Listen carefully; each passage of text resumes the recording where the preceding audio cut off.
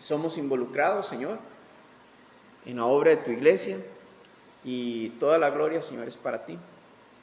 Señor, llénanos con la llenura de tu Espíritu Santo en esta mañana, tanto para poder enseñar como para también poder recibir y poder discernir lo que venga de tu Espíritu, lo que venga de ti, Señor, de tu corazón, y la manera en la que quieras animarnos, exhortarnos, Señor, confrontarnos, Señor, y animarnos, Señor, consolarnos, Señor. Ayúdanos de verdad por medio de tu Espíritu Santo en esta mañana.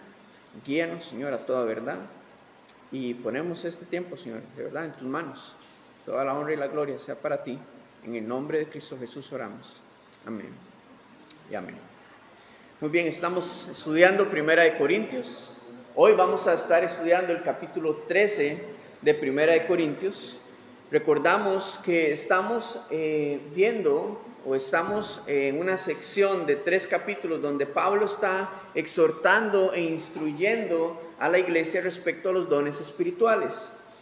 Y el capítulo 13 está en medio de estos dos, de esta instrucción, porque el mensaje de Pablo es claro, que hay prioridades dentro de la iglesia, hay prioridades dentro del cuerpo de Cristo, y lo que estaba sucediendo en Corinto era un desorden, era un abuso de los dones espirituales. Pensaban que su espiritualidad y su fe se iba a dar a conocer a otros solamente por el uso de los dones espirituales, lo cual era incorrecto, porque esto no muestra la realidad de la vida cristiana. Estos son instrumentos que el Señor le ha dado a la iglesia para funcionar conforme a su voluntad y conforme a la obra que Él quiere hacer a través de la iglesia. Pero Pablo comienza a introducir un tema que es fundamental para la vida cristiana, y eso es el amor, el cual hoy vamos a estudiar en este capítulo. Al finalizar el capítulo 12, Pablo le decía a la iglesia de Corinto, versículo 31, procurad pues los dones mejores. Y entonces la pregunta era, ¿cuáles son los dones mejores? Bueno, depende de la necesidad que haya en la iglesia, en nuestro hogar, nuestro lugar de trabajo o en la calle. Ilustrábamos o ejemplificábamos esto como cuando un constructor tiene diferentes labores que hacer. Y una de ellas, dependiendo de lo que esté haciendo, es que necesita una mezcladora o necesita una pala. Pero en otras ocasiones va a necesitar un martillo, va a necesitar un clavo.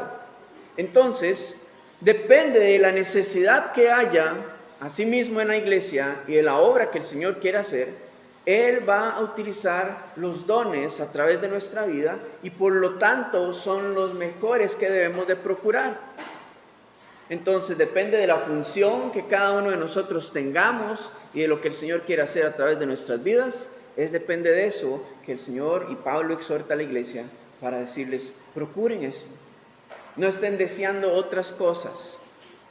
No estén deseando hacer otra cosa, porque el Señor quiere hacer algo más hermoso y poderoso a través de nuestras vidas en el presente, el día de hoy. Ahora, luego de versículo 31, al finalizar, en la segunda parte dice, mas yo os muestro un camino más excelente. Y es la frase transitoria hacia el siguiente tema que Pablo quiere tocar con la iglesia.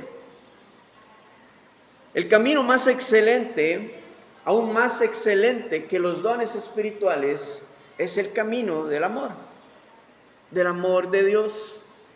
Y hoy vamos a ir viendo en detalle, o por lo menos una pincelada de lo que es el amor de Dios, porque es tan grande, es tan inmenso, que no podemos encajarlo en una palabra de 4 letras. Es imposible, es tan grande, es tan inmenso, que buscamos acercarnos, pero no es suficiente para poder comprenderlo y conocerlo. Entonces, el camino aún más excelente es el amor. Y esto es verdaderamente lo que demuestra nuestra madurez espiritual. No son los dones ni la manera en la que el Señor nos está usando, porque si no tenemos amor de Dios en nuestras vidas, nada de esto funciona, no cumple su propósito, nada de esto sirve. Y es lo que Pablo va a exhortar a la iglesia, porque es necesario que toda la obra del Señor esté acompañada de amor, porque ese fue el fundamento de la vida cristiana. Ese fue el fundamento y la razón por la cual Cristo murió en la cruz. Ahora, en 1 de Juan, capítulo 4, Juan nos habla acerca de qué es el amor, o quién es el amor. El amor ágape. Nos dice que Dios es amor. Es parte de su identidad, de su esencia, es parte de sus cualidades. Y por lo tanto, Dios ha dado de esta cualidad a su Hijo, porque Él es la manifestación. Ya Dios no solamente son actos de amor, ahora es la manifestación de ese amor reflejada en su Hijo, y podemos verlo reflejado en Él. Y por lo tanto, cada vez que nosotros, o cada vez que una persona entrega su vida a Cristo, esta cualidad es transmitida por medio del Espíritu Santo a nuestros corazones. Él nos comparte de esta cualidad. ¿Por qué? Porque en nuestra fuerza, en nuestra capacidad es imposible poder desarrollar este amor. Es imposible. Entonces, comprendiendo esto, vamos a ver lo que nos dice capítulo 13, versículo 1, aquí en 1 de Corintios. Dice: si yo hablase lenguas humanas y angélicas y no tengo amor, vengo a ser como metal que resuena o címbalo que retiñe. Y si tuviese profecía y entendiese todos los misterios y toda la ciencia, y si tuviese toda la fe, de tal manera que trasladase los montes, y no tengo amor, nada soy.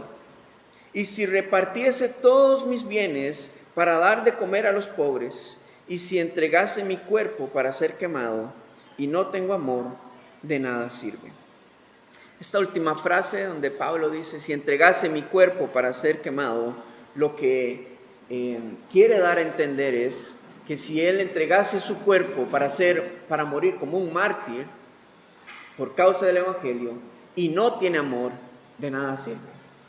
Ahora, si ponemos atención, tenemos una lista de dones espirituales: lenguas, profecía, el don de entendimiento y de ciencia, el don de fe, el don de dar, de generosidad. Y dentro de esta lista vemos que Pablo dice, si no vienen acompañadas de amor, nada soy, de nada sirve, no tiene ningún provecho.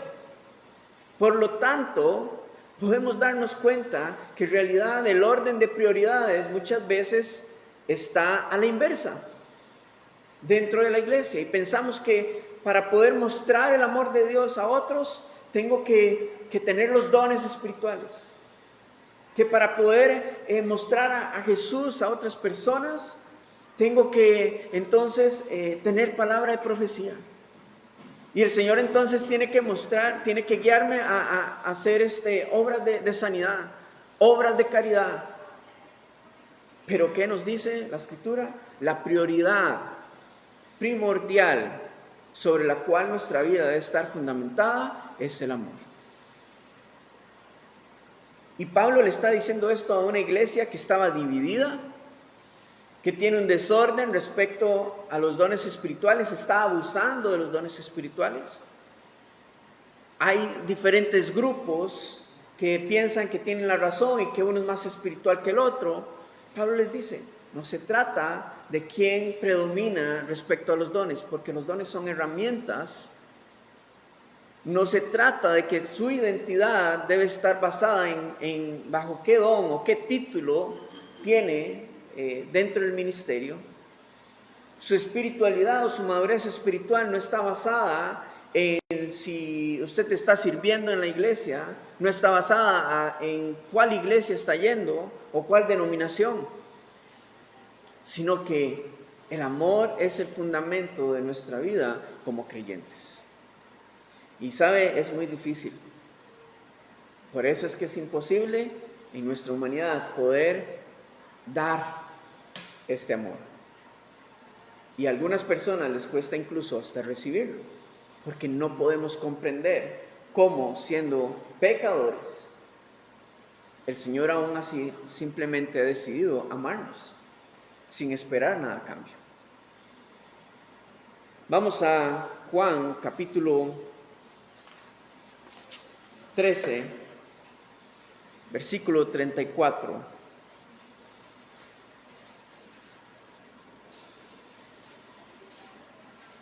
En Juan capítulo 13, versículo 34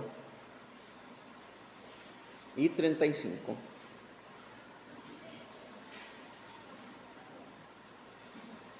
Veamos lo que Jesús le está diciendo a sus discípulos. La manifestación del amor de Dios, le está diciendo a sus discípulos estas palabras. Un mandamiento nuevo os doy, que os améis unos a otros, como yo os he amado, que también os améis unos a otros. En esto conocerán todos que sois mis discípulos, si tuviereis amor los unos con los otros. Ninguno de los dones espirituales nos da identidad, pero el amor sí nos da identidad. Es la manera, esta es lo que nos va a diferenciar y va a decirle al mundo que verdaderamente somos hijos de Dios. Jesús no le dijo a sus discípulos, y los conocerán por las prédicas que vayan a dar, por los milagros que vayan a hacer, sino que los van a conocer como mis discípulos si tuviereis amor los unos con los otros. Y no un amor humano, simple y sencillo, condicional, sino un amor como el que Él les ha dado. Un amor sacrificial. Entonces, no se trata del servicio y de adornar nuestra vida con los dones espirituales y de que si el Señor nos usa en profecía o en hablar en lenguas o trayendo sanidad o a través del evangelismo o del servicio de hospitalidad. Se trata de que todo esto debe estar fundamentado primeramente en el amor, porque esto sí nos da identidad. La iglesia del primer siglo, los primeros cristianos, en el libro de Hechos, ¿qué nos dice? Que hallaban gracia y favor delante del pueblo por el amor que se tenían mutuamente. Y por eso se daban a conocer, no porque iban a evangelizar, no porque las enseñanzas que daban, sino por el amor. Ellos podían ver la dinámica de amor profundo y mutuo que tenían entre cada uno en la iglesia. Y esto atraía a otros para venir y entregar sus vidas a Cristo. Si la iglesia actualmente priorizara la práctica y la aplicación del amor de Dios en su vida, en la vida de cada cristiano, tenga por seguro que no tendríamos espacio acá para poder recibir a todas aquellas personas que están buscando el amor verdadero, lo que verdaderamente puede llenar sus vidas. Porque muchas veces eso es lo que falta dentro de la iglesia. Nos ocupamos en otras cosas o en hacer cosas individualmente, separados del cuerpo, pero el Señor nos anima a que haya una dinámica de unidad y de amor mutuo entre nosotros, estando pendientes por las necesidades unos de los otros. Y que a través de eso podamos mostrarle a todos los demás que eso se trata del amor de Dios, que es Él a quien representamos realmente, verdaderamente. Y es algo que no estaba sucediendo en la iglesia de Corinto, y es algo que difícilmente y lastimosamente está sucediendo hoy en la iglesia, en el cuerpo de Cristo de manera general. Continuamos porque la palabra que utiliza Pablo respecto al amor acá es el amor ágape. Los griegos utilizan 4 diferentes palabras o conceptos de amor para referirse a esta palabra. Son diferentes aspectos del amor. Pero en la escritura tenemos solamente 2. Tenemos filía o fileo en su práctica y tenemos ágape o agapeo en su práctica. El amor fileo describe un amor fraternal, un amor de amistad, un amor de compañerismo que nace del alma o del corazón, pero en realidad nace del alma, de las emociones, del pensamiento.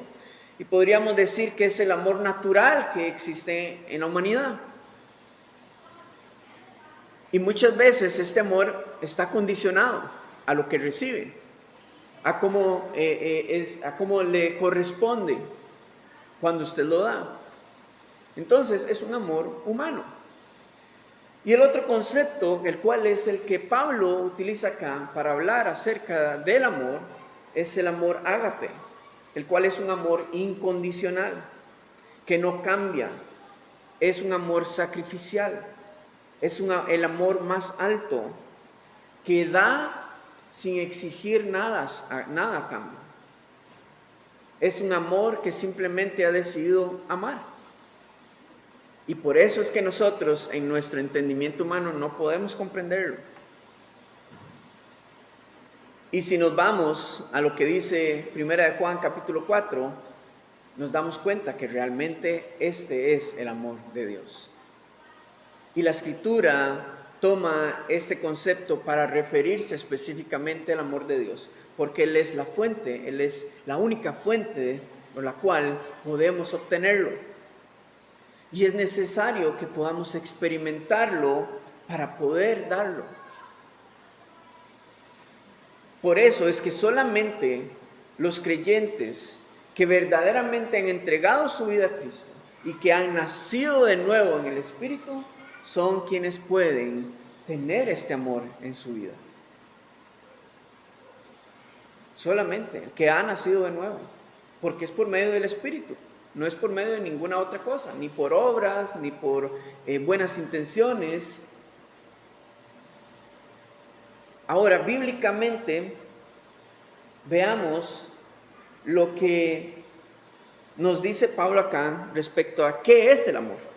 Versículo 4, en la primera parte, dice: el amor es sufrido, es benigno. 2 palabras, qué difícil. Bueno, Pablo, qué difícil poder resumir el amor en 2 palabras, sufrido y benigno.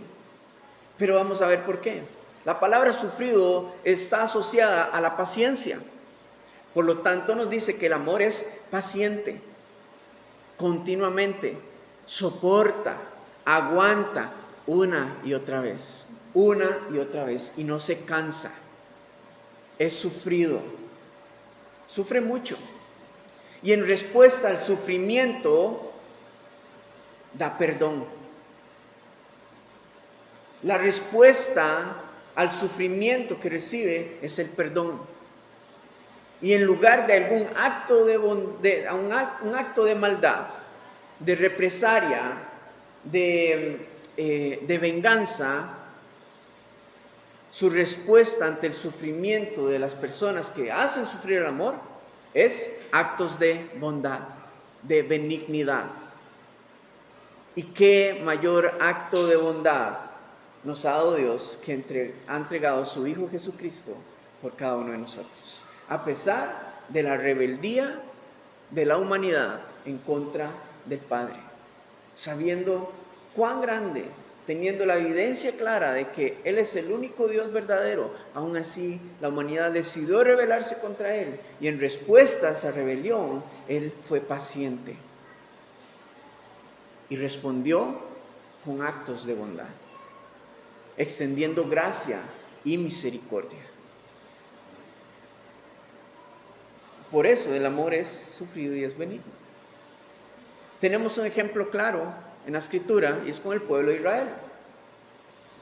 Y de ahí, de la manera en la que el pueblo de Israel responde ante Dios, hacia su bondad, su gracia, su misericordia, eso refleja cómo la humanidad responde también hacia Dios. Pero más allá de eso, nos da claridad y podemos comprender que es de la misma manera en la que Dios responde a nuestra falta, a nuestro pecado, a nuestra irreverencia, a nuestra maldad. Responde con actos de bondad y Él sigue siendo paciente una y otra vez y soporta una y otra vez. Y lo único que nos da es amor de verdad.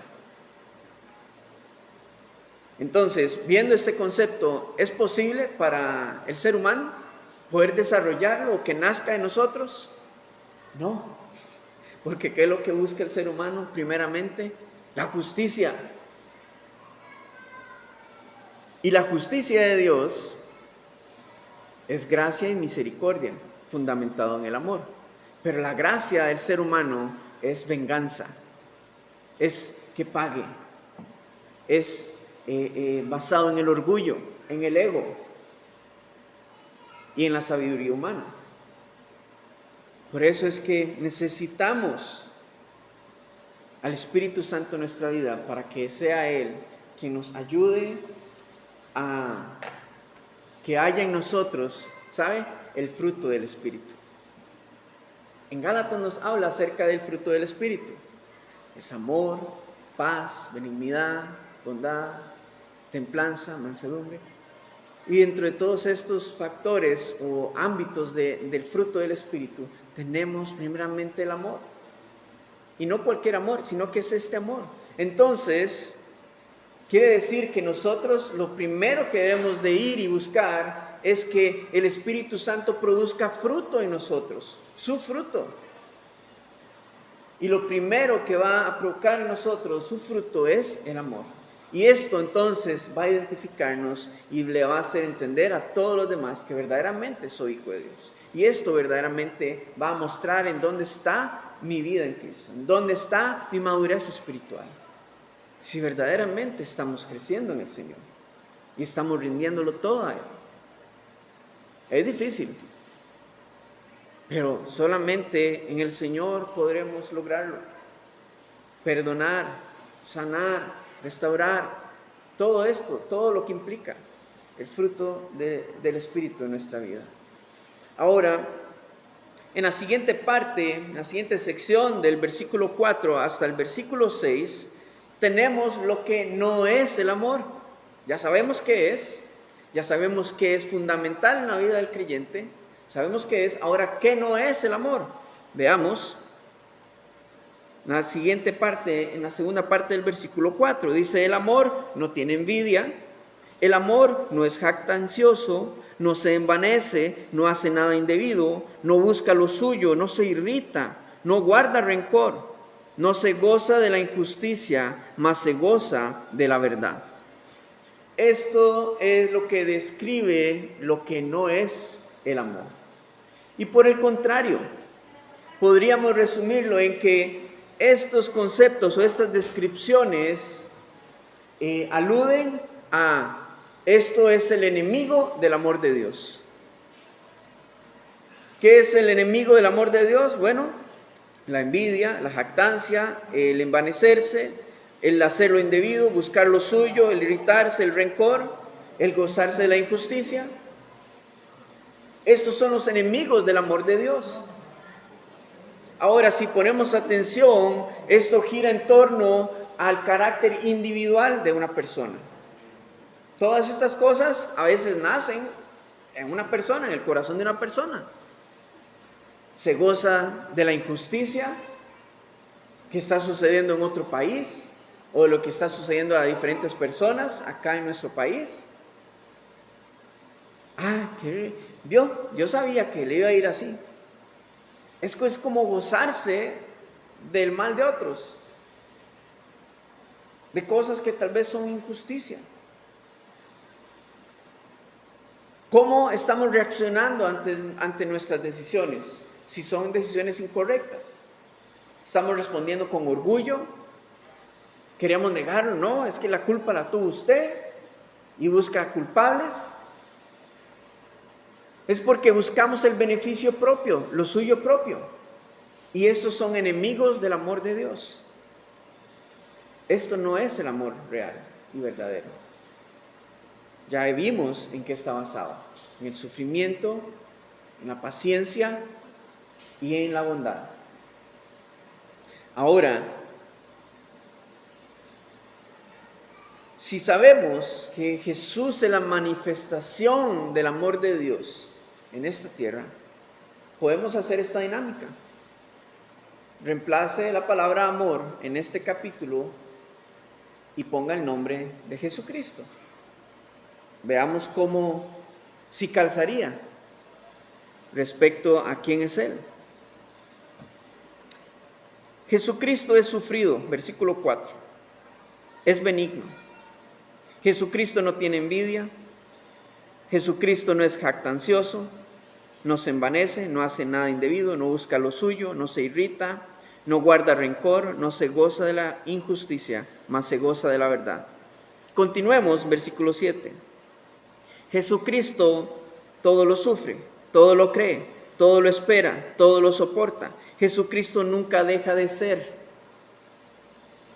Entonces nos damos cuenta que Pablo está describiendo a nuestro Señor a través de este capítulo, dándole a entender a la iglesia que Él debe ser el enfoque primordial y no los dones y la manera en la que Él quiere usarnos. Nada de esto funciona ni vale la pena si no tenemos nuestra vida cimentada propiamente en Cristo, en la fuente y la manifestación del amor de Dios. De nada sirve. Él debe ser nuestro enfoque. Versículo 7 dice: todo lo sufre, todo lo cree, todo lo espera, todo lo soporta. Y realmente Él todo lo ha sufrido. Es más, la descripción de lo que no es el amor lo podemos ver en una imagen clara en todos aquellos que abogaron y buscaron cómo poder matar al Señor Jesucristo. Fue por estas mismas causas que tenemos acá que buscaron cómo darle muerte al Señor. Y lo llevaron hasta la muerte, una muerte de cruz. Y entonces vemos cómo el Señor verdaderamente lo sufrió todo. O sea, fue paciente con cada uno de ellos, sabiendo que estaban actuando mal y teniendo el poder para mostrarse a ellos y decirles: deténganse, yo realmente soy el Hijo de Dios. Él lo sufrió todo, fue paciente por amor. Todo lo soportó, creyendo y sabiendo de que era necesario pasar por todo esto para dar esperanza a una humanidad que estaba sin esperanza. Y todo lo soportó, y aún continúa soportando el rechazo, la rebeldía de esta humanidad. Entonces vemos claramente que es acerca de Él. Versículo 8 dice: el amor nunca deja de ser, o sea, es eterno, es continuo, no disminuye, sino que se mantiene y más bien va en aumento, se va perfeccionando. Pero las profecías se acabarán y cesarán las lenguas y la ciencia acabará, porque en parte conocemos y en parte profetizamos. Mas cuando venga lo perfecto, entonces lo que es en parte se acabará. Veamos que lo único que permanece eternamente es el amor, porque las profecías, las lenguas, la ciencia se acabará. O sea, los dones espirituales son temporales, para que cuando venga lo perfecto, y eso perfecto, ¿sabe de qué estamos hablando? Cuando se cumpla la obra perfecta del Señor en este mundo y está aludiendo a su segunda venida, entonces todo aquello que era temporal acabará. Usted estando en la presencia del Señor, ¿para qué el don de profecía o el don de ciencia? Si tiene toda la manifestación de Dios delante de usted, cara a cara. Entonces, Pablo le está dando a entender a la iglesia en dónde debe estar su prioridad. Dejen de estar peleando de que si estos dones o los otros, de que si son o no son. Priorice su vida fundamentada en Cristo y que el fruto del Espíritu sea reflejado en su vida. Porque esto dará mayor testimonio que si usted dice, yo soy el evangelista, yo soy el pastor. No, yo soy el Hijo de Dios y reflejo el fruto del Espíritu en mi vida. Esto verdaderamente impactará la vida del no creyente. Impactará y restaurará la vida de mi hermano que ha caído, que necesita ser levantado y necesita ser restaurado. Pero los dones espirituales no son la prioridad, no debe ser la prioridad de la iglesia, mas sin embargo son importantes, porque son las herramientas que el Señor quiere usar, por gracia, y las usa conforme Él quiera. Pero todo esto acabará, pero el amor del Señor permanecerá. Y tenemos que entonces abogar y sembrar ¿en qué? En lo eterno. Para que podamos ver el fruto de esto un día donde el Señor, cuando estemos con el Señor cara a cara. En versículo 9, entonces, y el 10, comprendemos que todo aquello que es en parte, o sea, que es temporal, que es por un momento, no tenemos la imagen completa de lo que el Señor está haciendo, pero sabemos a dónde vamos a llegar. Por eso es que conocemos en parte. Pero cuando venga lo perfecto, cuando el Señor nos llame a su presencia y estemos en perfección y toda la obra del Señor haya sido perfeccionada en nuestra vida, al estar ya eternamente con Él, entonces nos daremos cuenta de qué se trataba y qué era verdaderamente lo importante y esencial. Y cómo malgastamos nuestras fuerzas y nuestras palabras y entendimiento humano en cosas que no eran esenciales para la iglesia. Versículo 11 dice, cuando yo era niño, hablaba como niño, pensaba como niño, juzgaba como niño, mas cuando fui hombre, dejé lo que era de niño. Pablo está usando esta ilustración para hacerles entender que hay cosas que para los niños son prioridad, pero que para un adulto no lo son, porque hemos madurado y comprendemos, tenemos un conocimiento más amplio. Entonces Pablo les está diciendo, ustedes son como niños, porque están buscando las cosas que no son tan esenciales y primordiales en la vida cristiana y no han entendido lo que todo esto conlleva, lo que verdaderamente necesitan. Pero cuando maduren y crezcan, comprenderán que las cosas que no eran esenciales, simplemente lo que provocan dentro de la iglesia son divisiones, problemas y situaciones.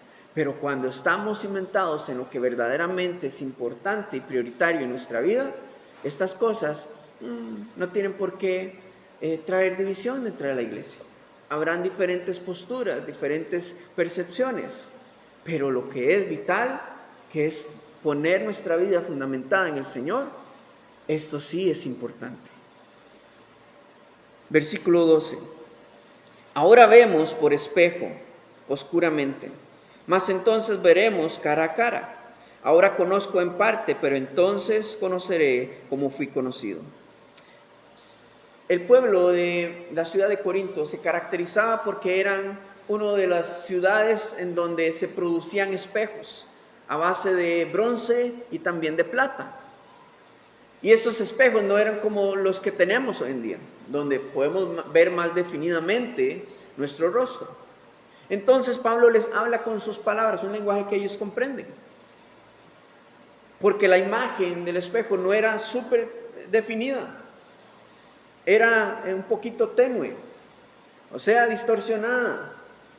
Entonces Pablo les dice, ahorita vemos todo esto respecto a los dones espirituales y el amor de Dios, un poco ahí como a medias, no lo vemos claramente, pero cuando vengamos delante del Señor y lo veamos a Él cara a cara, entonces nuestro entendimiento podrá tener un conocimiento pleno de quién era Él y lo que verdaderamente importa en nuestra vida como creyentes. Y no solamente esto, ahora conozco en parte, pero entonces conoceré como fui conocido. O sea, entonces cuando estemos cara a cara con Él, conoceremos realmente cuál era toda la obra que el Señor estaba haciendo en nuestra vida y comprenderemos cada una de las transiciones y secciones de nuestra vida en donde estuvimos en problemas, fuimos probados, fuimos zarandeados, en donde el Señor nos iba procesando. Ese día entenderemos lo que el Señor estaba haciendo realmente. Y conoceremos entonces como fui conocido por nuestro Señor. Porque ahorita no lo vemos. Estamos precisamente como viendo un espejo oscuramente. Porque Él no nos ha dado el panorama completo de hacia dónde nos está llevando o qué es lo que Él está formando. Pero sabemos que un día lo sabremos. Y gloria a Dios por eso. Entonces, hay prioridades dentro de nuestra vida cristiana. Y la prioridad primordial de nuestra vida debe ser que estemos fundamentados en el amor de nuestro Señor. Versículo 13 dice: y ahora permanecen la fe, la esperanza y el amor. Estos tres, pero el mayor de ellos es el amor. Y aquí Pablo amarra y resume en este último versículo todo lo anterior. La fe es necesaria para poder tener una relación con nuestro Señor Jesucristo. Es necesario que por fe entreguemos nuestra vida y lo reconozcamos a Él como nuestro Salvador. La fe es necesaria para que poder agradar a Dios. La fe es necesaria para poder ejercer y funcionar en los dones espirituales. La esperanza es necesaria. Ese es nuestro impulso, nuestro empuje como creyentes, esperanzados en el futuro glorioso que nos espera con el Señor, sabiendo que en medio de cada circunstancia de nuestra vida hay una esperanza eterna de que el Señor va a obrar y va a hacer algo en nuestra vida.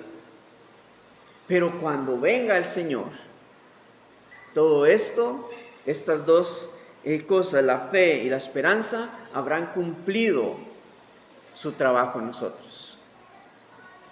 Cesará. Porque ¿qué es la fe? Es la convicción de lo que no se ve, la certeza de lo que se espera. ¿Y a quién estamos esperando? A nuestro Señor Jesucristo. Y por lo tanto, cuando estemos frente a frente con Él, ya no necesitamos más fe, porque ya estaremos eternamente con Él. Ya no necesitaremos esperanza de que un día lo veremos, porque ya estaremos frente a Él. Pero el amor de estos tres es el mayor de ellos, porque el amor permanecerá para siempre. Y el día en el que estemos frente a frente en nuestro Señor, ese amor no disminuirá ni continuará lineal, sino que aumentará y crecerá y será perfeccionado ese día. Entonces, esta debe ser nuestra prioridad.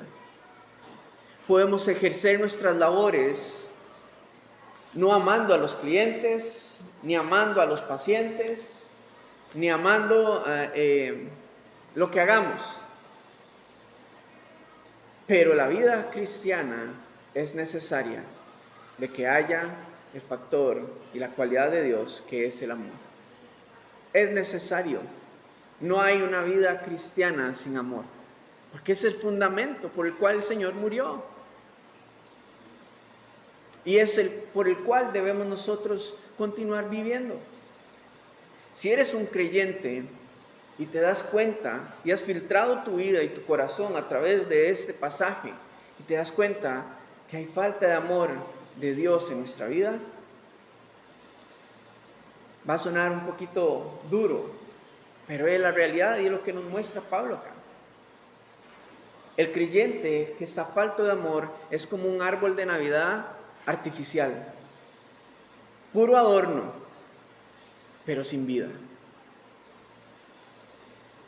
tenemos adornos hermosísimos de servicio, de siendo carismáticos, siendo buenas personas, frutos, ¿cómo se llama? Dones del Espíritu, pero sin vida, porque no hay amor. Entonces, mi ánimo en esta mañana es que podamos analizar y podamos meditar en esto y busquemos lo que es prioritario verdaderamente para nuestras vidas. Amén. Señor, te damos toda la honra y la gloria a ti. Gracias por tu palabra y gracias porque tú eres quien nos guía a toda verdad.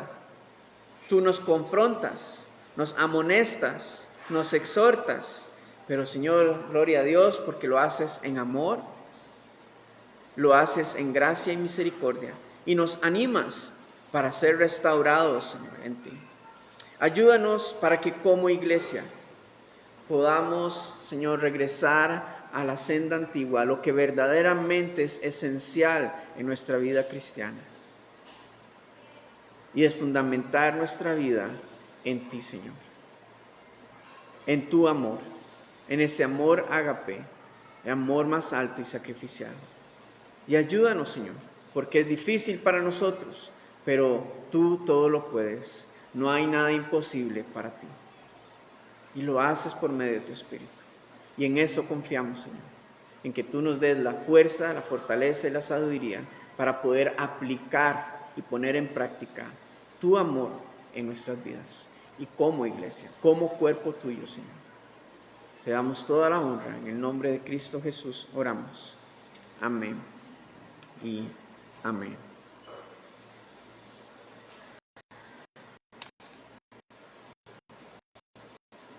Ya no seamos árboles artificiales. Ya no seamos árboles con mucho adorno, pero sin vida. ¿Está tomando fotos?